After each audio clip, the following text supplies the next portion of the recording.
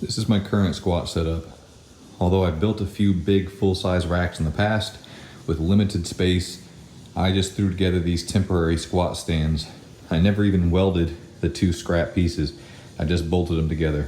But now it's time to finally build a more permanent solution.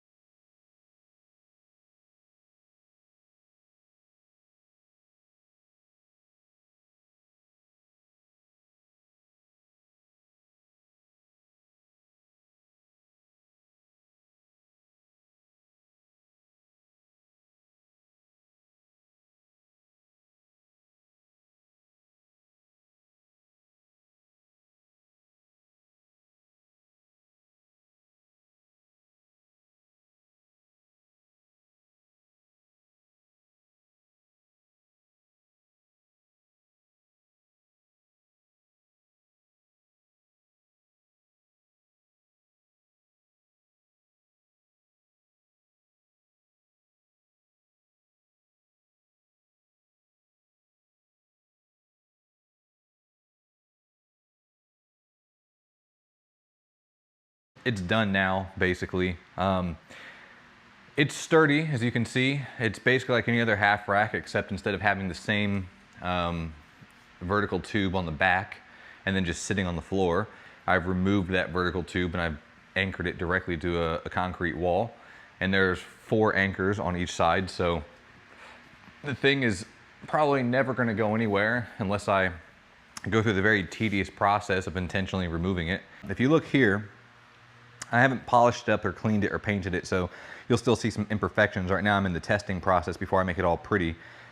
But it's, 1/4-inch plate wraps around the back, 1/4-inch plate backing here, 1/4-inch plate on the front, the 13mm pin here. But this, instead of being the 1/4-inch plate that just hoops underneath, it's the same square tubing that the rest of the rack is made of. One of the other benefits, supposedly, is that because the pin is right here and the bar sits so high relative to the pin, you'll know exactly where the bar is going to be because that's where the actual pinhole is at. If I need the bar to be right here at that pinhole, then I actually put it right there at that pinhole. And then there it is, right where I actually want the bar. The entire purpose of this weight stack is not to be its own independent machine. It's not to do exercises on this. It's just to act as an accessory pulley for my cable machine over here. I personally, when it comes to my workouts and my routines, I'm a huge fan of cable crossovers.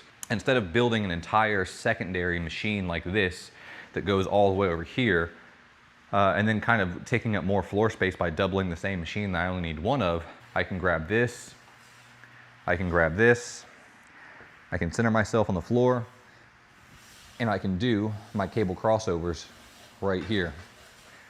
And they are like traditional real deal cable crossovers. Each one of these squares is 50 centimeters, so a ½ meter. This bar stops right at the end of this square. So I have 50, 1, 52, 53. 3 meters or 10 feet of space from the end of the squat rack to this wall. And 51, 52, 50. To the corner here and to where the weight stack is at, I have 250 centimeters, so 2.5 meters. So that's a pretty good open space of actual available room still left over to put additional machines or accessories or anything else, along with that back corner over there. So it really freed up a lot of space. And not only did it free up a lot of space, but it gave me what's really a better option and a better machine.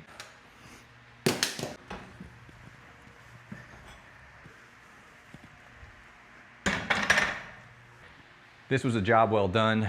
I'm very excited about using it.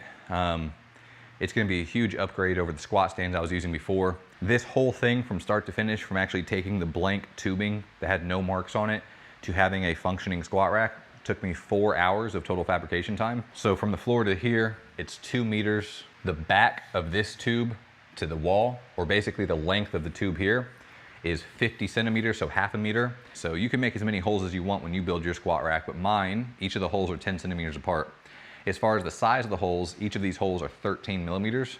Well, they are about 13 millimeters. The initial hole was 13, and of course I clean it out a little bit so that my 13 millimeter rod can actually slide in there and it won't grab or snag. And that's basically it. You saw everything. It's very, very simple design. 2 upright tubes, 4 anchoring tubes, 13 millimeter holes that are 10 centimeters apart.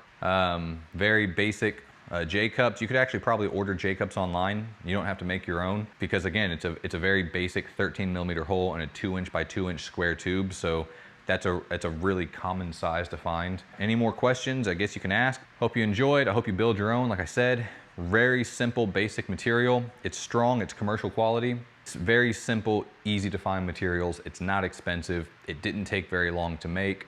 I didn't need a lot of tools. All I needed was my angle grinder. Of course, all the welding took place with a very basic DC inverter stick welder. I didn't even use one of my old big drill presses. I used a very basic, small, like benchtop drill press. I hope you build one. If you do, send me pictures, let me know. I love this kind of stuff. And on to the next video.